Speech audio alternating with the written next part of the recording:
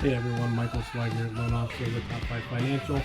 Kind of weird coming to you guys in a video, but I want to thank you guys for being super flexible and some crazy times we are living in, and no industry is not feeling the pinch of COVID-19. So I'm sure all of you are trying to fight through it just like everybody else is, and it's been a crazy 2020 for us. The biggest thing that you guys probably hear on the news is interest rates, and now it's just a crazy time to buy, and interest rates have never been lower. So if you could see, I'm kind of losing some hair. It's starting to turn gray a little bit, and it's been a crazy time for us here. So I want to appreciate you guys taking some time just to watch this video, and I look forward to being able to be in the classroom the next time that we're all able to get together. So the one thing that I always talk about, and because I know you guys are talking about, and it's always lots of questions pop up, is credit, and it's credit scores, it's your credit report, and kind of what, as a mortgage lender, what we look for and what we see. So the first thing is understanding what a credit score is and what a credit report is. And the best way that I always describe it is the tale of how good of a credit customer you are. So if you don't use credit, you're not a very good customer. If you use it negatively, you're definitely not a very good customer. But if you're using it the right way and you use it often, that's where you start to see that you're a great customer, and that is represented in your score. Okay, because this is a way of a lender that's going to extend some sort of credit to you, whether it's a mortgage, whether it's a car loan, whether it's homeowners insurance, whether it's car insurance, whether it's a mortgage, credit card, all this stuff, student loans. A lot of you may even experience it with utilities, or if you're trying to find a rental, landlords pulling your credit. So all of these things are people look at your credit score. So the first thing that I try to then tell people is that, think of it this way. I love going to Dunkin' Donuts. That is my favorite coffee place in the world, is Dunkin' Donuts.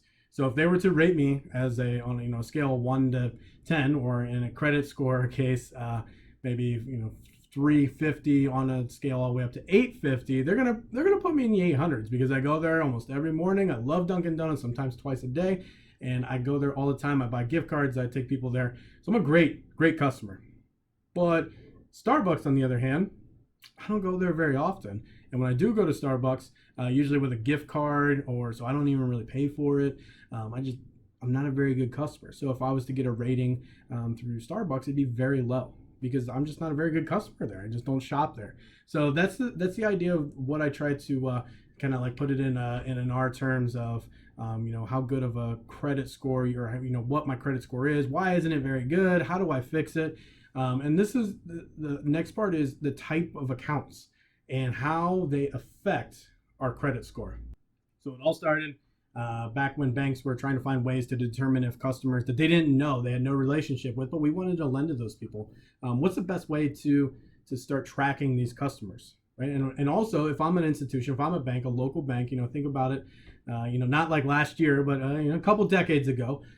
If I was a local bank, we didn't have the internet, we didn't share information. So what was the best way that I could then start to track, like, okay, well, if this customer comes in here and we have a foreclosure, or we have to repossess their car, I don't want them to go down the road to another bank and run into an issue with them. So what's the best thing that we do? We come up with a system that can rate customers, and that carries on with that customer throughout. So if they go to another lender, if they go to another bank, another institution, that number follows them, right? So if you think about it, not so long ago, people usually went to their bank and did everything.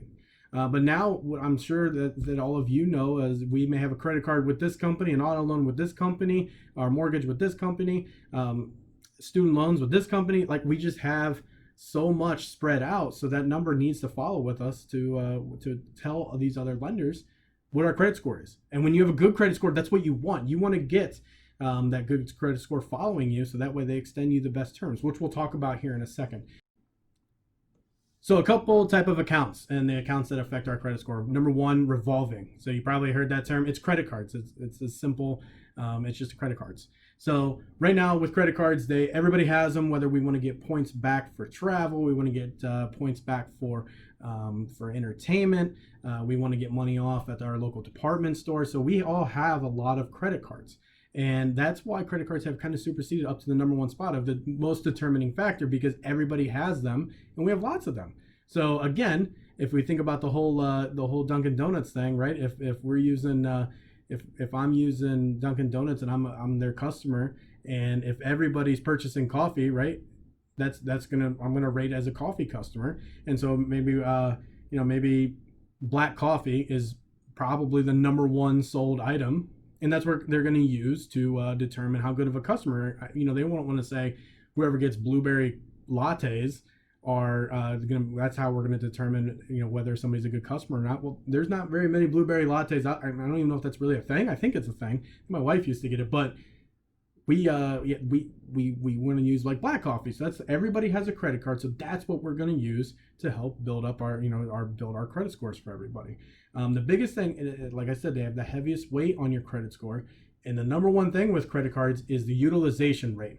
So I'm sure a lot of you, like, that might like bring something up. A lot of us have Credit Karma. A lot of us have mobile apps that help us track our credit scores. Well, the utilization rate is very simple.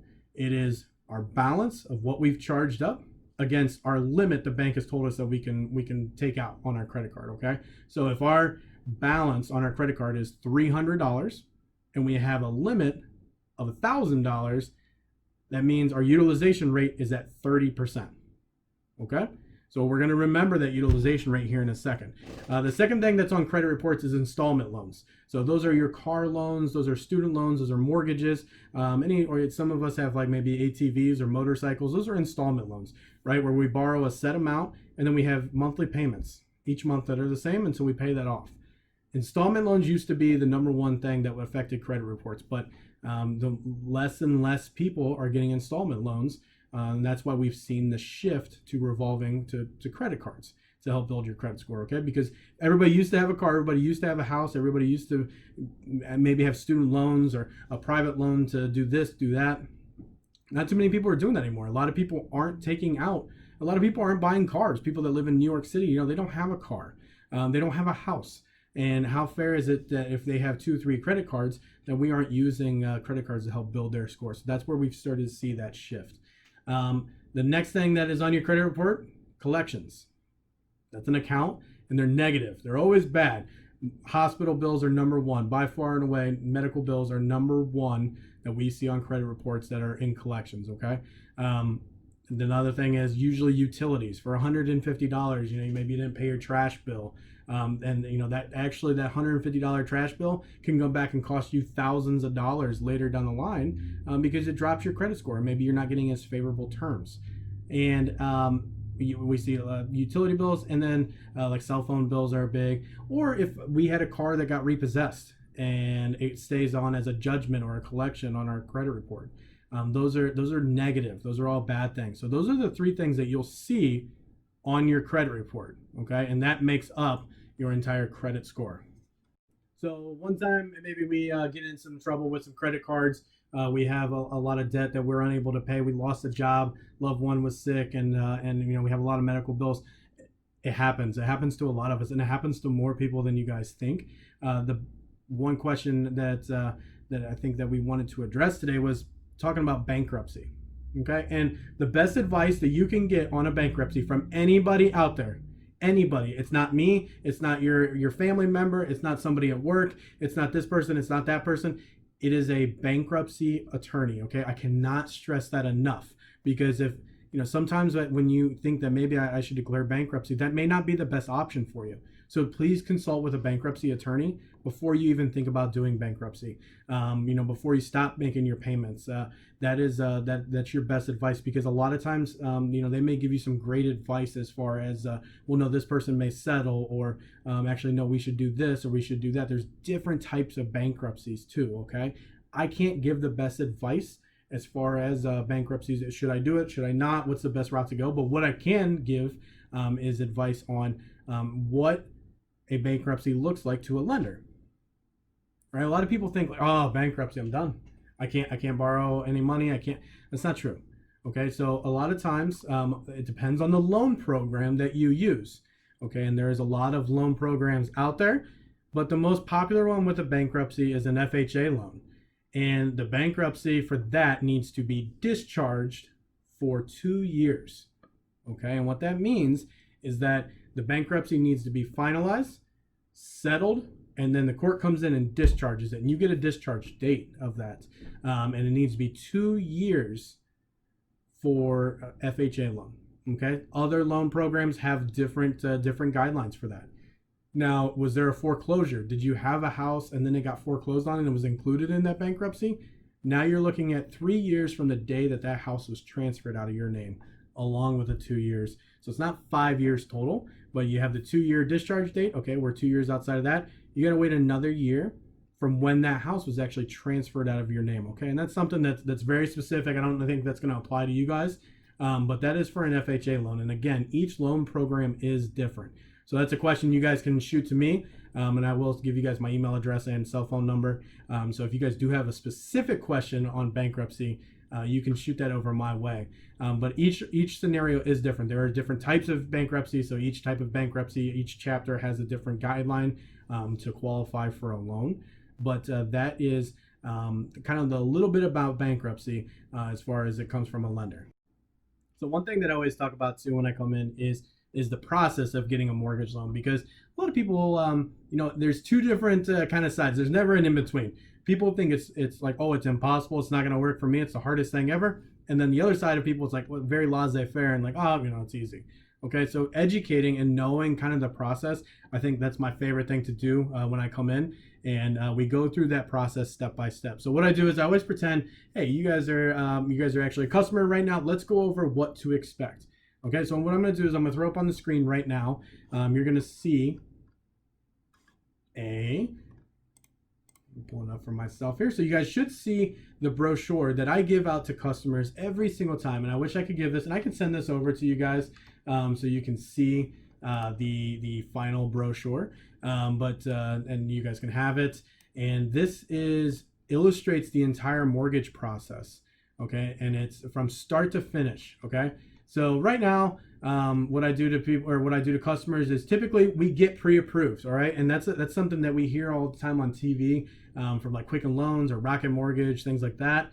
The pre-approval process is actually where we spend most of our time, because once you find that house and you want to make an offer, we want to be smooth sailing. You guys are in this class right now because of, you want to make sure that when you are ready to buy a house, boom, you're ready, let's go. And that you guys are taking that initiative. Okay, and that's where I know you guys would come and start at step 1. Some people try to skip a couple steps, but step 1 is getting pre-approved. It always is getting pre-approved, okay? And that's where what I do is I look at 2 years of your tax returns or your W-2s. I look at 1 month of pay stubs. I look at 2 months of recent bank statements. The reason why I do that is because that's what you need to provide to an underwriter to make loan application. So why not pull that up now? Why not look at that now and make sure that, hey, there's no surprises here. Maybe in 2018 you made half of what you're making now. Well, what is that? Let's figure that out to make sure that an underwriter is not going to red flag that and say, you know what, they're not going to qualify for this certain loan. Okay, so that's why we take all of that information up front. I work with you then to develop a budget, to know, all right, how much can I afford? I show you how an underwriter can determine how much you can afford each month, and it's different for every person. Every person has a different budget, and not comfortable budget. I'm talking about what the underwriter would approve you for. So that's a different conversation, and I know that you guys go over budgeting here, and it's great. And that's why we, Phoebe, who used to do this class with me, we are very conservative in the idea of how much we're going to pre-approve you for, because we know all the other stuff you have, utilities, you have children, you have significant others, you have other things that you have to also budget into life. So we don't want to take all your money when your monthly payment comes out for a mortgage. Okay. The next step then, once you're fully pre-approved, you get a nice letter and you're ready to go, you understand everything. That's when you're going to start shopping with a realtor, or you're going to stop, or if you're going to do it by yourself. That's when you're going to start looking at houses. And this is the fun part, right? Where you're going to go look at different houses you're going to move into. So that's the step number 2, shopping with an agent. And then you're going to put that offer in, and that once that offer gets accepted, you're going to come back. And that's where we're going to do the loan application. But this is why we do that initial thing up front. We go over everything because we want this easy. This part's going to be easy. You're already expecting what a payment's going to be. You've already provided documents you need for a loan application. This part for you, a lot of times with our customers, we're doing this over the phone because they've already, we've already sat down, we've already went over everything. You're so educated, you understand what the next steps are. And then that's when you get sent to processing. So you see it goes very in depth here about my team. Processing is just kind of organizing everything to send it to an underwriter, okay? And what I tell everybody is that an underwriter and myself, people think I'm the one that gives the mortgage loan out. I wish I was, because I would be like Oprah with it. Like, everybody, you get a mortgage, everybody gets a mortgage, check under your chair, there's a mortgage. So that is not me. I'm not the one that gets to do that, unfortunately. And who that is an underwriter. Okay, and you'll hear that term. The underwriter is the person that has lending authority. They're the ones that say, approve, okay, here comes the money, you're able to buy this house. So the underwriter then looks at everything that you provided, all of your bank statements, all of your pay stubs, all of your W-2s. We get some additional items like like we get a verification of employment, we get title work, we get appraisal. There's a lot of moving parts, right, that we do for you. That underwriter then looks at it, and then they issue an approval. Okay, whether you do fit inside these loan guidelines. Right? We make this much as we said we did. We've been working here as long as we said we have.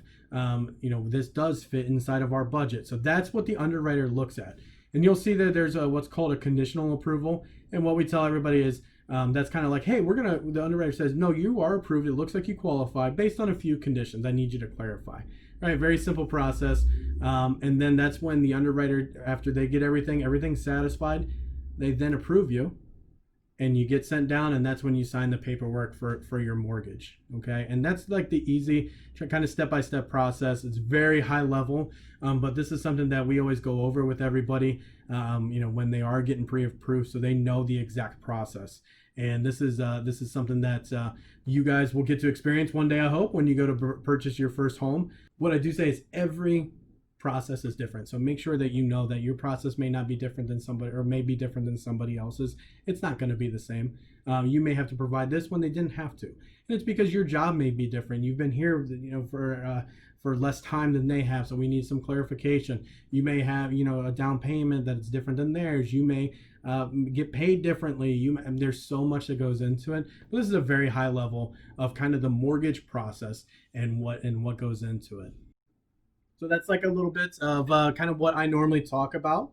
And I wish I could have joined you guys. I'm sorry, I actually have the day the class is being held. I am actually in a ton of meetings. My wife is actually 8 months pregnant as well. So we have an appointment tomorrow at the last ultrasound to see the little guy. So we're going to go do that tomorrow. So I do apologize for not being able to be there. I am looking forward to possibly, hopefully, 2021, where we can do these in person again and get back to normal.